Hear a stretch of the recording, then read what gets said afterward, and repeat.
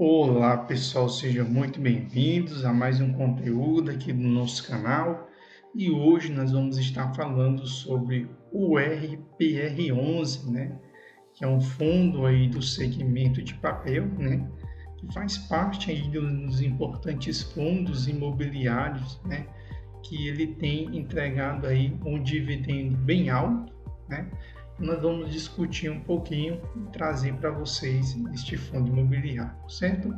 Então, antes de passar para o vídeo em si, peço para você que acompanha aqui o nosso canal, mas que ainda não é seguidor, possa nos seguir, comentar, curtir, como também fazer sugestões de conteúdo, né? Então, nessa segunda-feira, ele está na casa de R$ 88,20, né? Como vocês podem observar aqui do lado, o valor máximo dele, né, nas 52 semanas são de R$ 100, ou seja, ele tem um bom upside aí de crescimento, né? Mesmo assim, vem entregando um dos dividendos mais altos, né, que é 16,33, né? O problema dele, né, evidentemente que está embutido, é que a cotação ela vem caindo, né? E se nós olharmos aqui o cenário dos últimos 6 meses, quem comprou aqui conseguiu ter até uma valorização, mas se nós formos olhar ao longo de um ano, né, esse cenário de valorização ele não é tão bom. E se nós olharmos os últimos 5 anos, nós vamos conseguir observar que ele chegou nesse momento próximo do menor valor que ele já bateu, né? Que foi R$ 80,54, né? E dificilmente ele vai ficar menos do que esse valor, né? Então, como vocês podem observar, ele chegou aqui naquele ambiente da sua menor cotação, né? Então, nós não acreditamos que ele vai baixar menos do que isso, né? E por que que ele caiu tanto nos últimos meses, né? Na verdade, nos últimos anos, por que que ele caiu tanto e quem investiu nele perdeu dinheiro, mas quem sabe se entrar agora, nesse momento, comece a ganhar dinheiro. Aí eu preciso mostrar para vocês uma coisinha, é a carteira dele, né? Principalmente a sua carteira de CRI, né? A sua carteira de CRI, que é uma carteira extremamente agressiva. Primeiro ponto, que ela é uma carteira essencialmente de IPCA, né? Tem um único CDI aqui, é um CDI mais 10, né? Ou seja, primeiro é uma carteira de IPCA, ou seja, é um fundo que não se beneficia com Selic alta, né? Por quê? Porque essa Selic alta baixa esse dividendo, ou seja, baixa esse retorno, né? Só que mesmo a Selic baixando o IPCA, né, a inflação no ano está entre 3,5% e 4%. Olha a carteira dele, IPCA mais 16, mais 4 do atual momento vai para 20, né? IPCA 11, né? Mais 4 vai para mais de 15, ou seja, como nós podemos observar, né?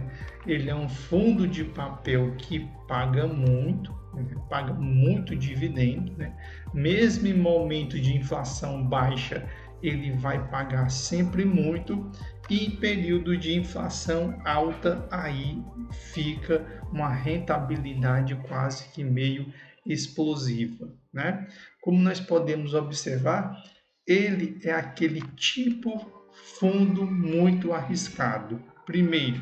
Primeiramente porque ele só tem um indexador de cima a baixo, que é a inflação, ou seja, se beneficia muito em cenários de inflação alta. E outro ponto, que se é IPCA mais 12, né, a taxa média dele é de 12. Tem IPCA 16, tem IPCA 17. Quem pega IPCA com essa taxa significa que esses ativos, quem está por trás desse ativo, ou seja, quem pegou esse ativo, provavelmente ele é um mal pagador. Ou seja, no sentido de que de quem gerou esse CRI certamente ele foi em outra securitizadora, né? E não conseguiu com taxas menores, né? Ou seja, provavelmente ele é aquela pessoa que você empresta que é muito arriscado. Ó. Basta você ver esse, ó, IPCA mais 22, né? Quem seria capaz de comprar um CRI de IPCA mais 22? Ou seja, este fundo imobiliário ele compra CRI, os CRI mais arriscados do mercado, ou seja, aqueles CRI que podem mais dar prejuízo no segmento, né? Ou seja, porque mesmo em período de inflação amassada, ele está pagando 16, IPCA mais 16, né? Para você fazer um tipo de comparação, os títulos do Tesouro eles estão pagando IPCA mais 5,5. A maioria dos fundos imobiliários da Bolsa, principalmente aqueles mais famosos, você vai pegar um IPCA 6, IPCA 7 no máximo. Aqui a média é 12. Nos outros fundos famosos da Bolsa, a média é 6, a média é 5,5. Então, ele é um fundo que paga muito, paga. Mesmo em cenário de Selic alta, ele paga muito, porque mesmo amassando a inflação, mesmo em período de deflação, ele vai estar pagando IPCA mais 14, IPCA mais 17, ou seja, ele é muito agressivo, né? Então, como ele é muito agressivo, as cotas elas despencaram, né? Elas foram lá para baixo. Caso a inflação ela venha disparar, né? Ela venha subir, que é a proposta desse ano, porque nós vamos chegar no final do ano, provavelmente a Selic provavelmente na casa de 9 ou 8, né? Então, possivelmente ele vai voltar a subir, né? Porque quanto mais inflação, mais ele paga, certo? Só que você tem que ter o seguinte cuidado. Se a inflação baixa, ele está pagando o IPCA em 12, imagina se a inflação for para 8. Vamos supor que acontecesse alguma crise, a inflação fosse para 7, a inflação fosse para 6. Vamos botar uma inflação de 6, né, que já abala o mercado. Então, 12 mais 6 dá 18. Né?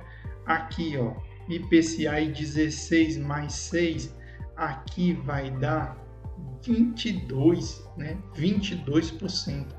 Ou seja, é um fundo extremamente agressivo, né? Ou seja, é aquela pimentinha que você pode ter na sua carteira. E ele não deve ser recomendado para quem está começando agora, né? O seu valor patrimonial R$ 102,80 se encontra descontado, né? Isso era perfeitamente explicado, porque ele é um fundo de IPCA, não é de CDI. Mesmo assim, ele tem uma excelente caixa de 34 milhões, né? Mas se nós olharmos o dividend yield médio dos últimos 3 anos, foram negativos, né? 13% abaixo, e o valor da cota também foi negativo, 11,26.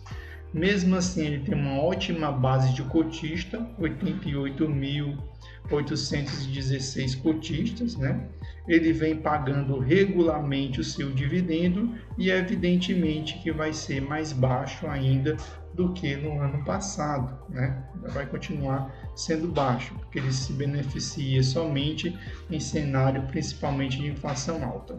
O seu último dividendo foi bem alto, né? R$ 1,13 para um fundo imobiliário que ele está ali na casa de R$ 88,20, certo?